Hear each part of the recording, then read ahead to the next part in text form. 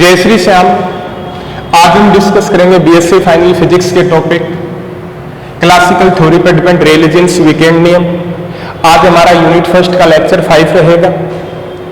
इससे पहले हम वीन वीकेंड नियम को पढ़ चुके हैं।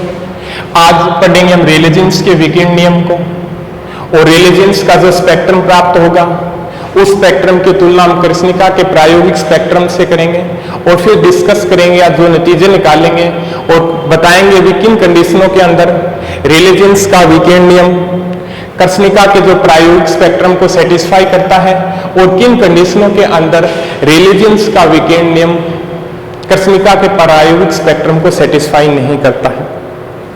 तो आज देखिए जो क्लासिकल थ्योरी पर रे लीजेंड्स वीकेंड नियम रेले तथा जीन्स ने 1900 के अंदर बताया था भी जो ब्लैक बॉडी होती है, और ब्लैक बॉडी के अंदर जो परमाणु या अणु उपस्थित होते हैं, कुछ भी मान लो, जो परमाणु या अणु उपस्थित होते हैं, वो जब कंपन करते हैं तो उसके कारण क्या विकिरण उत्सर्जित होते हैं, या जो तरंगे उत्सर्जित होती हैं, उन तरंगों को मानना वो क्या है भी अप्रगामी तरंगे। उन तरंगों को मानना भी कौन सी तरंगे है, वो अप्रगामी तरंगे हैं। और अप्रगामी तरंगों के आधार पर रे लीजेंड्स ने क्या भी कृष्णिका के प्रायोगिक ग्राफ को समझाने का प्रयास किया। तो अप्रगामी तरंग की समीकरण क्या हो जाएगी बी कृष्णिका के अंदर उपस्थित अप्रगामी तरंग की समीकरण क्या हो जाएगी y equal to a sine k dot r cos omega t। यहां पे k क्या है अभी अपना सरचरण नियतांक, या आप बोल सकते हो इंग्लिश के अंदर प्रोपागेशन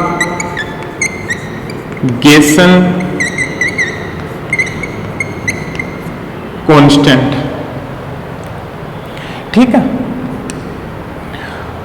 यहां पे जो k की वैल्यू होगी वो क्या हो जाएगी kx i cap, ky j cap और kz k कैप, और जो r की वैल्यू होगी वो हो जाएगी x i cap, y j cap और z k cap. Value put करेंगे तो हमारे पास क्या प्राप्त हो जाएगा y equal to a sine, इन दोनों का मल्टीप्लीकेशन करेंगे तो क्या हो जाएगा kx x ky y plus kz z, और आगे क्या आ जाएगा भी आपका कोस ओमेगा t। अब दूसरा मानना भी उसके बाद में क्या होता है भी जो कृष्णिका के अंदर जो अप्रगामी तरंगे उपस्थित होती है, ठीक है, तो उन तरंगों का जो नोड होता है या हिंदी में बोलते हैं निस्पंद होता है, ये भी इसका क्या कहलाता है भी नोड या निस्पंद। वो पात्र की दोनों दीवारों से क्या भी टकराता है, या भी माना तो भी कृष्णिका के अंदर ये कोई ब्लैक बॉडी मान लो भी, इसके अंदर जो विकिरण उत्सर्जित होगा, जो उसका नोड होगा, ये पॉइंट या जो निस्पंद होगा, वो पात्र के अंदर क्या होता है भी पूर्ण रूप से स्थित होता है। तो ये मान लो भी कोई पात्र दिया हुआ है आपको, ठीक है, जो एक क्या घनाकार पात्र आपको एक इस प्रकार से दर्शाया गया बोर्ड के अंदर, जो पात्र दिया गया है वो क्या है एक घनाकार पात्र है, जिसकी क्या है भी लंबाई क्या है भी a है, और जो इसकी जो वेवलेंथ हो जाएगी वो क्या हो जाएगी भी वेवलेंथ अपने कैसे निकालते हैं भी ये हो गया, ये हो गया और ये हो गया, या थोड़ा सा इधर साइड बना लो, ये मान लो आप, या तो ये दूरी लैम्डा कहलाएगी, या इस दूरी को लैम्डा बोलते, या तो ये दूरी हो जाएगी और या क्या हो जाएगी, ये दूरी हो जाएगी। वो दूरी अपनी क्या हो जाएगी, ये ए ये है, एक ये हो गया और एक ये हो गया, 2a के बराबर हो जाएगी। तरंग दे रही है यहाँ पे क्या हो गई भी, लैम्डा इक्वल टू 2a, के की वैल्यू क्या हो जाएगी 2 पाई अपॉन लैम्डा, लैम्डा की वैल्यू क्या है अभी हमारे पास 2a है, तो ये 2 पाई अपॉन 2a कट के क्या हो जाएगा अभी पाई अपॉन a आ जाएगा, या अब इधर साइड लिख दो k की वैल्यू क्या है, ये भी हमारी पाई अपॉन a।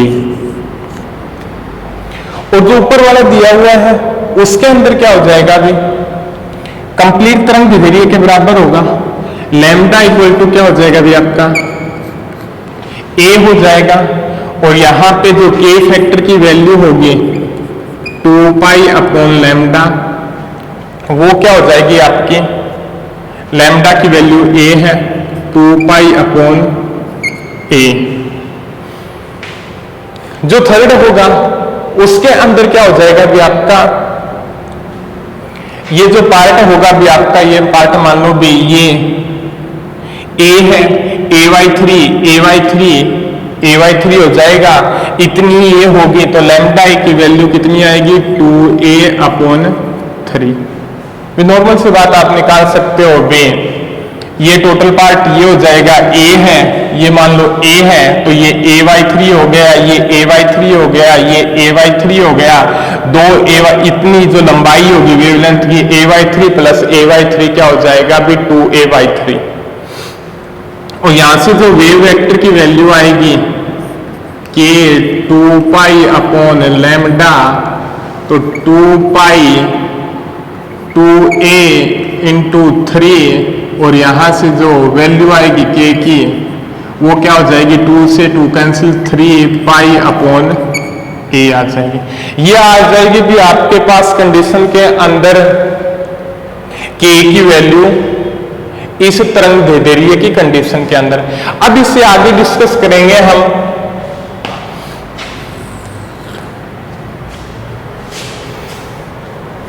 यदि मान लो कि कोटर के अंदर जो या घनाकार पात्र मान लो उसके अंदर जो अप्रगामी तरंगे हैं उनको जो कोटर की दीवारों के साथ क्या भी निष्पन्न जो या नोड से जुड़ी हो, इस प्रकार से भी कंप्लीट क्या हो, पूर्ण कंप्लीट क्या होगी नोड के साथ कनेक्टेड हो, जो हमारे पास क्या भी अप्रगामी तरंगे हैं, तो उसके भी क्या भी अलग अलग दिशा के अंदर किसी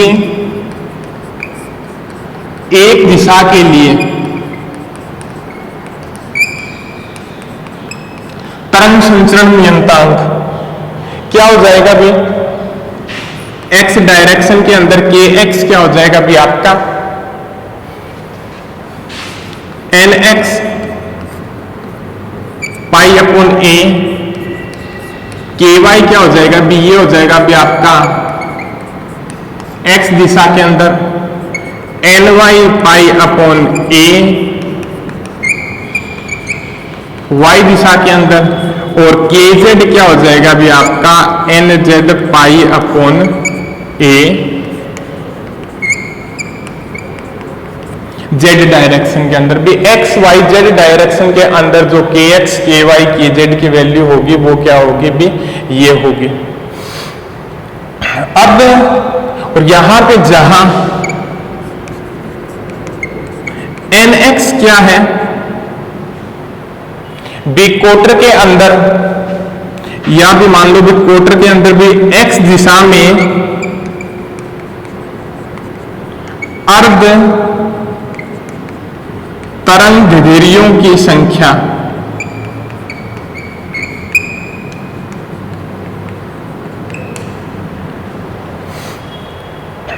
ny y दिशा में अर्ध तरंग दैर्ध्य की संख्या हो जाएगी, और nz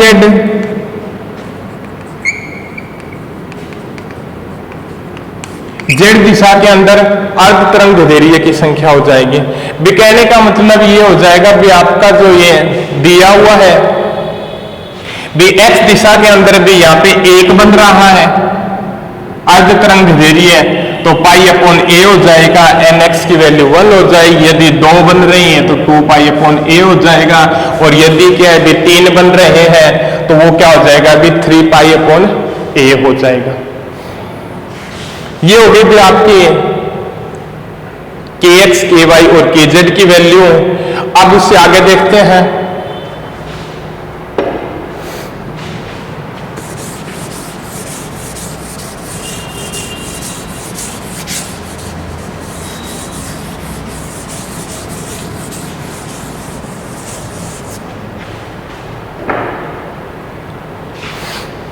यहां पे जो के स्क्वायर की वैल्यू लिख सकते हैं हम, के स्क्वायर की वैल्यू क्या हो जाएगी भी आपकी के एक्स स्क्वायर, के वाई स्क्वायर, के जेड की स्क्वायर। तो यहां पे लिख सकते हैं भी के स्क्वायर, के एक्स स्क्वायर क्या हो जाएगा भी अपना एन एक्स पाई अपॉन ए, एन एक्स की square pi square a square, n Y की square pi square a square, n Z की square pi square a square, और के स्क्वायर की वैल्यू क्या हो जाएगी यहाँ पे निकाल लो जो कॉमन आ रहा है अभी, n x square, n y square, n z square, और ये आ गया भी pi square upon a square. अब यहां पे n x square, n y square, n z square क्या हो जाएगा भी आपका k square a square upon pi square.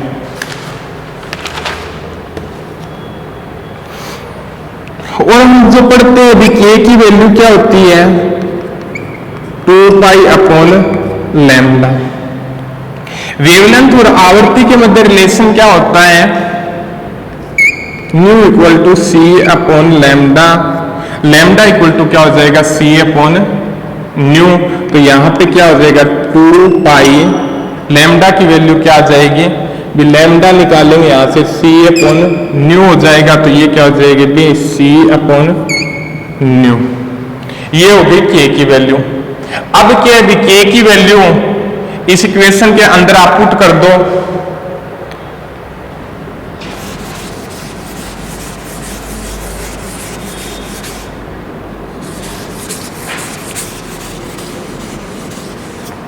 K की वैल्यू आपके इस इक्वेशन के अंदर पुट करोगे तो आपके पास क्या प्राप्त होगा भी n x square, n y square, n z square. K की वैल्यू आप पुट करोगे तो आपके पास क्या हो जाएगा भी 4 पाई की square nu square c square और ए स्क्वायर और पाई स्क्वायर से पाई स्क्वायर कैंसिल, तो n x square, n y square, n z square, और यहाँ पे क्या आ जाएगा 4 nu square a square upon c square. ये वैल्यू क्या भी हमारे पास प्राप्त होती है। इसको मान लो क्या भी इक्वेशन नंबर 1। और यहाँ पे क्या भी यहां पे जो एन एक्स है, एन वाई, एन जेड है भी अपने के अंदर के भी उन्होंने रेले ताजिन्स ने बताया था भी जो कृष्णिका के अंदर जो स्पेक्ट्रम प्राप्त करेंगे और वो स्पेक्ट्रम हम निकाल सकते हैं जो कृष्णिका के अंदर जो उन्होंने माना भी जो परमाणु या दोलक उपस्थित होते हैं तो वो कंपन करते हैं, तो वो क्या कहलाता है भी अप्रगामी तरंगे उत्पन्न करते हैं। और अप्रगामी तरंगों के कंपन की संख्या अप्रगामी तरंगों के कंपनों की संख्या पे डिपेंड करेगा अपना जो रेले जीन्स का जो विकिरण नियम है या जो स्पेक्ट्रम है। तो हम क्या है कंपनों की संख्या को क्या है भी डेराइव करेंगे। तो यहां पे क्या बताता है भी n x, n y, z वो क्या होता है बी का एक सेट nx ny nz का जो एक सेट है वो एक कंपन विधा को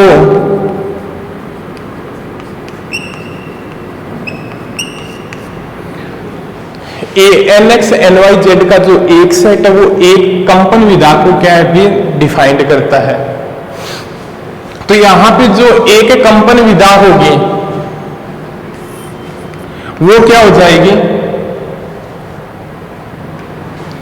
एक कंपन विधा को सेट करेगा और आवर्ती 0 से न्यू तक की जो संपूर्ण विधाएं होंगी, संपूर्ण कंपन विधाएं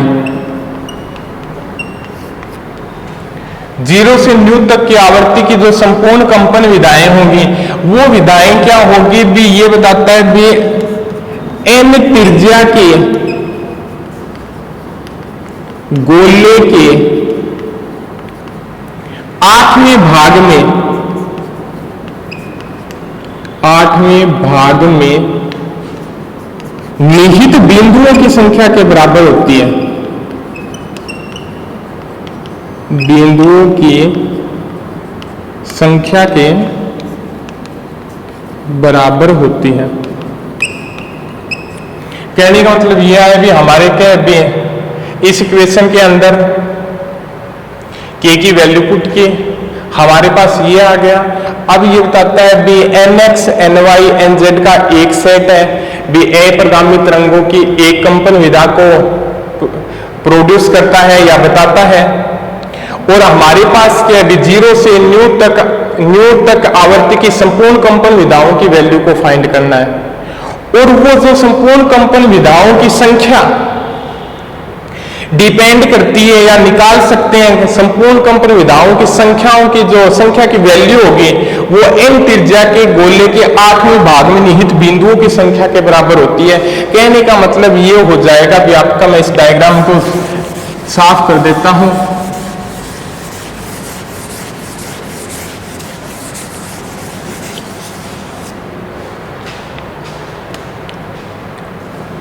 भी ये हो गया, ये हो गया, ये हो गया, nx मान लो, ny मान लो, n त्रिज्या का कोई गोला मान लो, और ये क्या हो जाएगा अभी आपका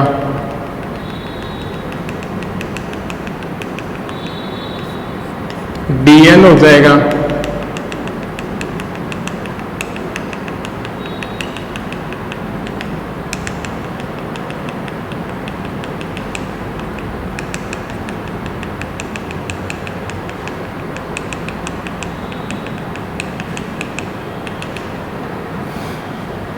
ये क्या हो जाएगा भी आपका गोला हो जाएगा। इसके अंदर बताता है भी गोले के 8वें भाग में, ये 4th पार्ट हो गया, ये पार्ट क्या होगा भी 8वें भाग में होगी, निहित बिंदुओं की संख्या के बराबर होगी। भी ये बताता है भी जो a त्रिज्या का कोटर दिया हुआ है, सॉरी a लंबाई का जो कोटर, a लंबाई का जो घनाकार पात्र है उसके अंदर कंपन विधाओं की संख्या होगी n त्रिज्या के गोले के अंदर निहित बिंदुओं की संख्या के बराबर है। या हम इस प्रकार से लिख सकते हैं इसको,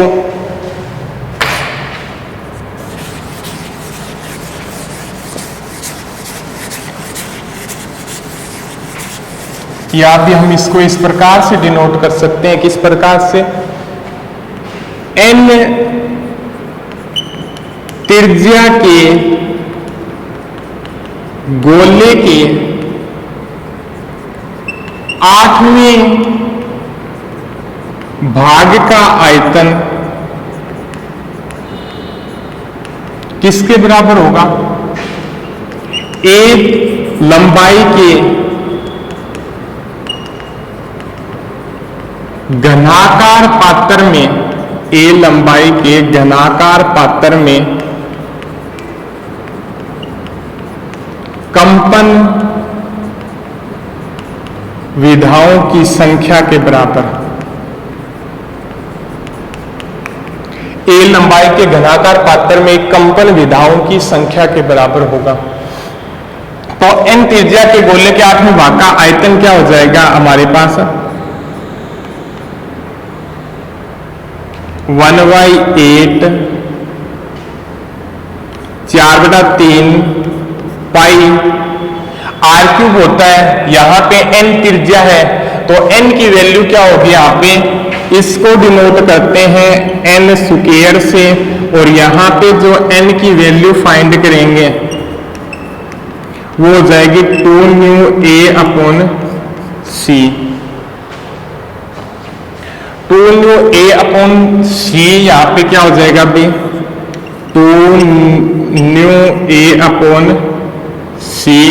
क्यूब। बिगोले का आयतन क्या होता है 4/3 पाई आर क्यूब हो गया। आर क्यूब आर क्या है यहाँ पे n त्रिज्या है तो n की वैल्यू पुट कर दी तो ये जो वैल्यू आ जाएगी 1/8 4/3 पाई 8 new cube a cube c cube. 8 से 8 कैंसिल हो गया 4 pi nu cube a cube upon 3c cube 4/3 pi nu cube a cube upon c cube. ये जो वैल्यू आई है वो वैल्यू क्या है अपने 0 से न्यू तक आवर्ती के 0 से न्यू तक के आवर्ती के आयतन A के अंदर भी जो टोटल घनाकार पात्र दिया हुआ है उसके अंदर कंपन विधाओं की संख्या है।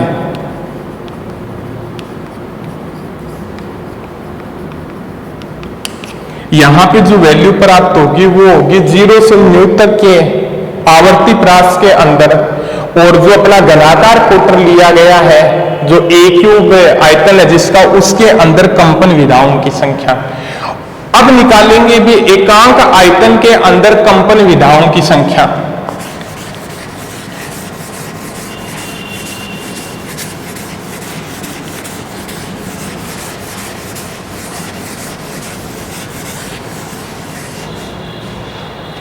क्या हो जाएगा बी 0 से न्यू तक के आवर्ती प्रास के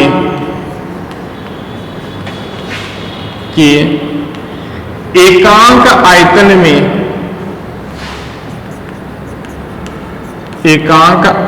में कंपन विधाओं की संख्या। कंपन विधाओं की संख्या क्या हो जाएगी भी हमारे पास एकांक आयतन के अंदर a क्यूब की वैल्यू को क्या मान लेंगे वहां पे 1 मान लेंगे क्योंकि घनाकार पात्र का आयतन क्या है भी a क्यूब है। तो 4 pi nu cube 3c cube जो हो जाएगी भी 0 से न्यू तक के आवर्ती प्रास के अंदर कंपन विधाओं की संख्या। अब निकालेंगे हम न्यू से न्यू प्लस डी न्यू तक के आवर्ती प्रास में कंपन विधाओं की संख्या एकांक आयतन के अंदर। न्यू से न्यू प्लस डी न्यू तक के आवर्ती प्रास में एकांक आयतन में कंपन विधाओं की संख्या को डिनोट कर लेंगे करली अपॉन करली न्यू 4 पाई c cube 4 pi nu cube 3c cube और डी न्यू, और यहां से इसका करेंगे तो क्या हो जाएगा अभी 4 पाई 3 न्यू स्क्वायर और 3c cube D new. Derivative करेंगे और यहां से कैंसिल आउट होके क्या आ जाएगा अभी 4 पाई nu square upon c cube 4 पाई nu square upon c cube D nu. ये हो गए न्यू से लेके न्यू प्लस डी न्यू के आवर्ती परास में एकांक आयतन में कंपन विधाओं की संख्या। ये तो थी 0 से न्यू तक के आवर्ती परास के एकांक आयतन में कंपन विधाओं की संख्या। ये थी न्यू से लेकर न्यू प्लस ड्यू न्यू के आवर्ती परास में एकांक आयतन में कंपन विधाओं की संख्या। और ये हमारी क्या थी भी, जिसका आयतन a हो, 0 से न्यू तक के आवर्ती परास में कंपन विधाओं की संख्या। अब क्या तो ये वैल्यू प्राप्त होती है, जो हमारे पास क्या हो गया अभी, ये वैल्यू प्राप्त होगी। अब हम निकालेंगे, अब ये बताता है कि जो कोटरे होता है उसके अंदर जो तरंगे उत्पन्न होती है, जो अपरगामी तरंगे होती है, या उसको विद्युत चुंबकीय तरंग बोलते हैं। और विद्युत चुंबकीय तरंग की ध्रुवण अवस्थाएं क्या होती है, ध्रुवण अवस्थाएं 2 होती है। उसकी ध्रुवण अवस्थाएं कितनी होगी, 2 होती है भी। जो विद्युत चुंबकीय तरंगे जो संचरण करती है, तो एक तो क्या होती है, विद्युत चुंबकीय तरंगे क्या है, एक तो हॉरिजॉन्टल कंपन के कारण और एक वर्टिकल कंपन के कारण उत्पन्न होती है। तो हॉरिजॉन्टल की एक अवस्था होगी और वर्टिकल की दूसरी अवस्था होगी। टोटल पोलराइजेशन अवस्था क्या होगी भी, या ध्रुवण अवस्था क्या होगी, 2 होगी। तो यहाँ पे न्यू से लेके न्यू प्लस डी न्यू तक के आवर्ती परास के एकांक आयतन में कंपन विधाओं की संख्या क्या हो जाएगी, एन न्यू डी न्यू,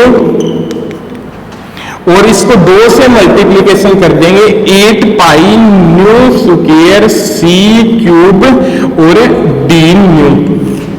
ये हो जाएगी भी न्यू से लेके न्यू प्लस डी न्यू के आवर्ती परास के मध्य कंपन विधाओं की संख्या। अब इससे आगे हम निकालेंगे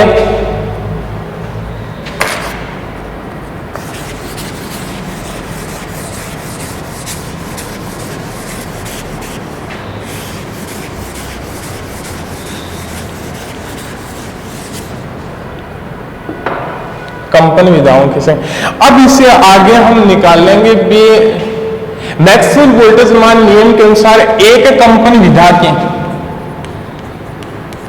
मैक्सवेल वोल्टेज मान के नियम के अनुसार एक कंपन विधा की ऊर्जा क्या होती है भी, kT के बराबर होती है। ठीक है, तो 0 से सॉरी न्यू से न्यू प्लस डी न्यू तक के आवर्ती परास के एकांक आयतन में, या भी जो घनाकार पात्र दिया गया उसका एकांक आयतन में कंपन विधाओं की संख्या, विधाओं की संख्या क्या हो जाएगी हमारी, क्या प्राप्त होती है, N nu D nu 8 pi nu square C cube D nu. तो ऊर्जा घनत्व क्या हो जाएगा अभी आपका, न्यू से लेके न्यू प्लस डी न्यू तक के आवर्ती परास के मध्य एकांक आयतन में ऊर्जा घनत्व है, या कंपन विधाओं का ऊर्जा घनत्व है। एक की ऊर्जा क्या होती है बे kT होती है। तो कंपन विधा, एक कंपन विधा की ऊर्जा kT होती है, तो इन टोटल का ऊर्जा घनत्व क्या हो जाएगा अपना U न्यू डी न्यू, और इसको हमें मल्टीप्लीकेशन कर देंगे N nu D nu into kT, और यहां पे जो U nu D nu multiplication करेंगे तो हमारे पास क्या प्राप्त होगा कि 8 pi kT nu square C cube D nu. ये हो जाएगी अपने 8 pi kT nu square C cube upon D nu. Nu से लेके न्यू प्लस ड्यू न्यू के आवर्ती परास के अंदर एकांक आयतन में कंपन विधाओं की संख्या। इसको समीकरण नंबर हमने दे दो 2 दे दो। अब क्या उससे आगे ये तो हो गया आवर्ती के रूप में,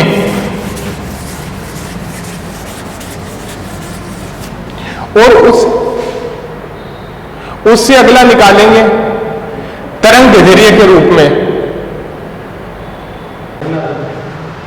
हमारा यहाँ तक हो चुका है बी न्यू से लेके न्यू प्लस डी न्यू तक के आवर्ती प्रास के अंदर प्रत्येकांक आयतन के मध्य जो कंपन विधाओं की संख्या फाइंड की थी वह हमारे पास प्राप्त हुई थी N nu D nu 8 pi nu square upon C cube D nu. और उसके बाद में हम जानते हैं भी मैक्सवेल वोल्टेज मान के नियम के अनुसार एक कंपन विधा की ऊर्जा क्या होती है, KT के बराबर होती है। तो टोटल कंपन विधाओं की ऊर्जा घनत्व क्या हो जाएगा भी हमारे पास 8 pi KT nu square upon C cube और डी न्यू प्राप्त होगा। अब हम फाइंड करेंगे लैम्डा से लैम्डा प्लस डी लैम्डा तक के तरंग दैर्ध्य प्रास के प्रति एकांक आयतन में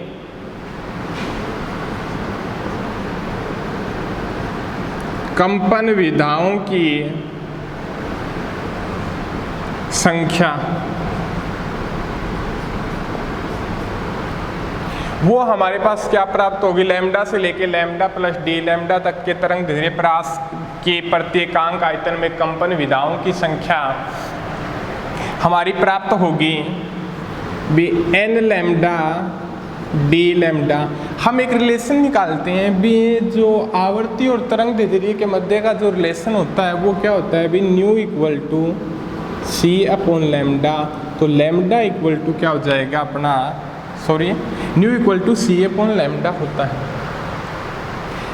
ये दिया हुआ डेरिवेटिव की form d nu upon derivative करेंगे लैम्डा के सापेक्ष तो हमारे पास क्या होगा भी minus c upon lambda square प्राप्त होगा।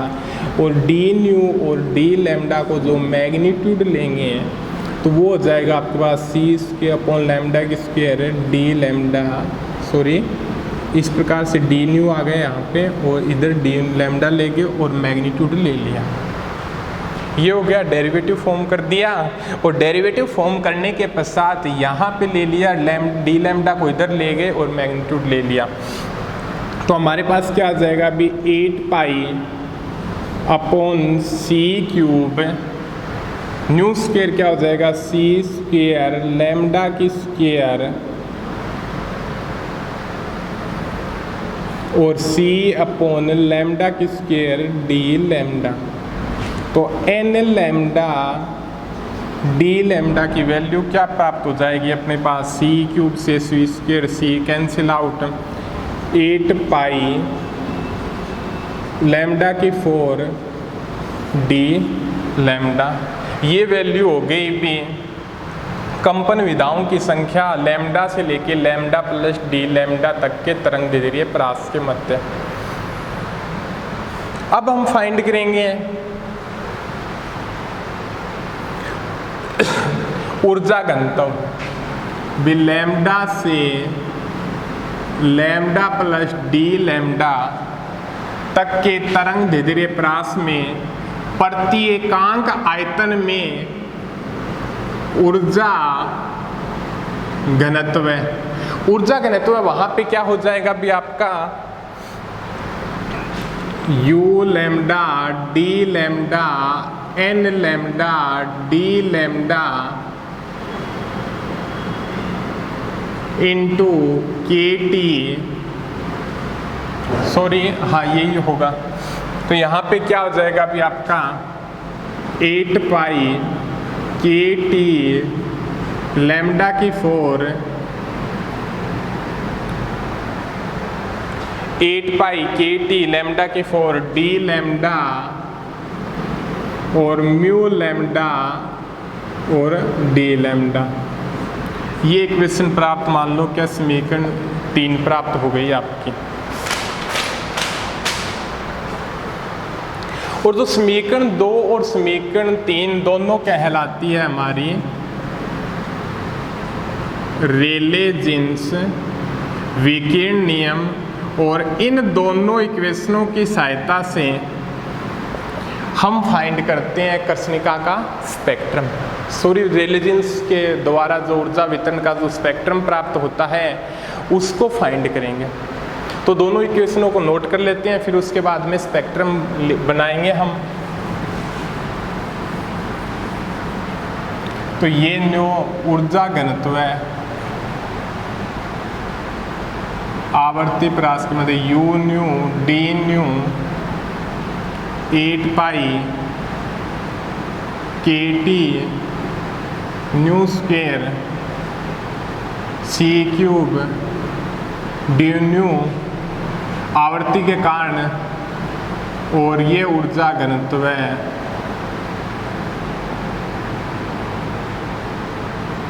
तरंग दैर्ध्य के कारण, और ये क्या हो गया अभी आवर्ती के कारण।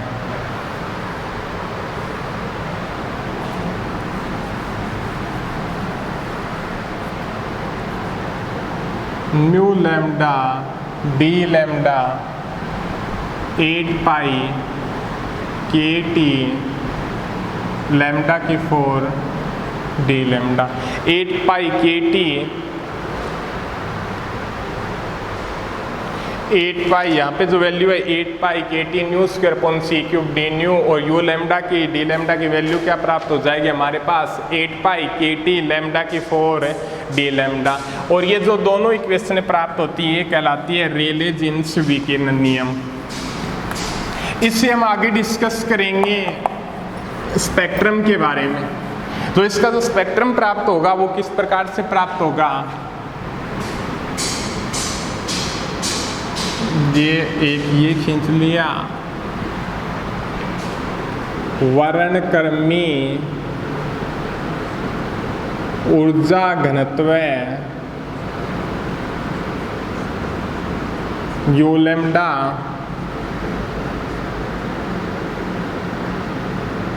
तरंग दैर्ध्य लैम्डा के मध्य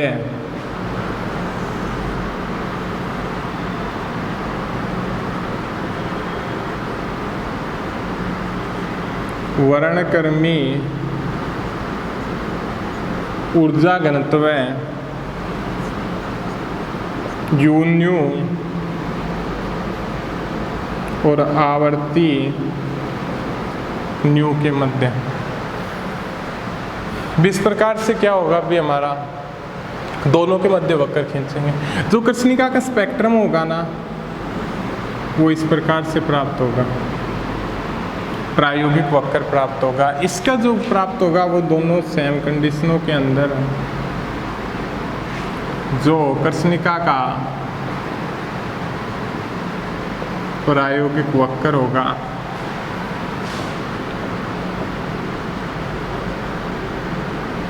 प्रायोगिक वक्र प्राप्त होगा। अब ये बताता है अभी दोनों को देखते हैं हम। यहाँ पे जो रेले जीन्स का वक्र खींचते हैं वो इस प्रकार से प्राप्त होता है,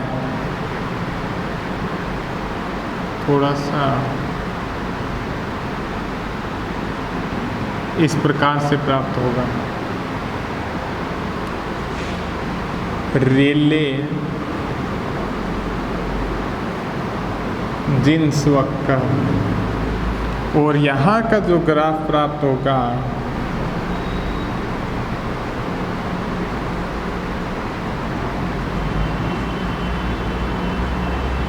ये कुछ दूरी तक सेटिस्फाई करता रहता है।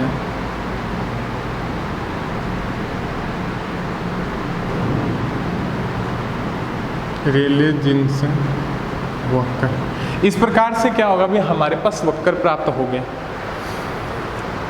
अब एक बात तब यहाँ पे स्पेक्ट्रम निकलना पड़ता है भी ये जो लघु तरंग दैर्ध्य परास और दीर्घ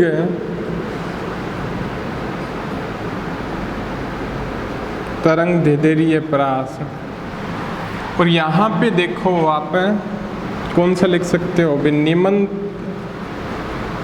आवर्ती परास और उच्च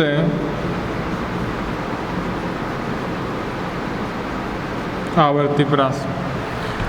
लघु तरंग दैर्ध्य परास के मध्य स्पेक्ट्रम को कृष्णिका स्पेक्ट्रम को सेटिस्फाई नहीं करता, इसके अंदर सेटिस्फाई करता है। यहाँ पे जो निम्न आवर्ती परास के मध्य सेटिस्फाई करता है और उच्च आवर्ती परास के मध्य सेटिस्फाई नहीं करता। विकिरण का मतलब जो रेलेजेंस का वक्र प्राप्त होता है वो कृष्णिका के स्पेक्ट्रम को अतिरिक्त तरंग दैर्ध्य परास वह निम्न आवर्ती परास में तो सेटिस्फाई करता है, बट लघु तरंग दैर्ध्य परास वह उच्च आवर्ती परास में सेटिस्फाई नहीं करता। दोबारा सुन लो, जो रेलेजेंस का ऊर्जा वितरण वक्र है वो कृष्णिका के वितरण वक्र को दीर्घ तरंग दैर्ध्य परास और निम्न आवर्ती परास के मध्य तो सेटिस्फाई करता है, बट लघु तरंग दैर्ध्य परास और उच्च आवर्ती परास में कृष्णिका के स्पेक्ट्रम को सेटिस्फाई नहीं करता। वो आप ग्राफ के द्वारा देख सकते हैं। अब एक बात और डिस्कस कर सकते हैं, यहाँ पे ये फॉर्मूला दिया हुआ है, यदि न्यू का मान 0 से लेके इन्फिनिटिव तक इंक्रीज करते हैं, 0 से लेके इन्फिनिटिव तक इंक्रीज करते हैं, तो ऊर्जा घनत्व का मान क्या होना चाहिए, भी इंक्रीज होना चाहिए हर कंडीशन के अंदर। वो तो क्या होता है, भी इंक्रीज होता हुआ जाता है। बट जो कृष्णिका का स्पेक्ट्रम प्राप्त होता है वो एक बात को डिस्कस करता है, भी एक बार तो इंक्रीज होता है, फिर मैक्सिमम होता है, फिर क्या हो जाता है, भी डिक्रीज होता जाता है। एक बार इंक्रीज, फिर मैक्सिमम, फिर डिक्रीज होता जाता है। इस कारण से है ना, ये जो फॉर्मूला प्राप्त होता है वो कृष्णिका के स्पेक्ट्रम जो वर्णक्रमीय ऊर्जा वितरण के आरेख है उसको सेटिस्फाई नहीं करता। तो ये हो गया आपका रेलेजेंस का वक्र। ये रेलेजेंस के वक्र में आपके पास क्या हो गई, भी कमियां हो गई। उसी प्रकार से हमने वेन का जो वक्र प्राप्त हुआ था, ऐसी कंडीशनें उसके अंदर प्राप्त हुई, बट इसके क्या थी, वो अपोजिट थी। रेलेजेंस के वक्र में कुछ कमियां आ गई, वेन के वक्र में क्या कुछ कमियां आ गई। जो कृष्णिका का जो प्रायोगिक स्पेक्ट्रम है उसके बाद में मैक्स प्लांक के नियम के बारे में पढ़ेंगे और मैक्स प्लांक के नियम के अकॉर्डिंग निकालेंगे भी मैक्स प्लांक का नियम किस पर आधारित था और उसके अकॉर्डिंग कृष्णिका के स्पेक्ट्रम वो किस प्रकार से क्या है भी सेटिस्फाई करता है। इसके बारे में हम पढ़ेंगे अगले लेक्चर के अंदर।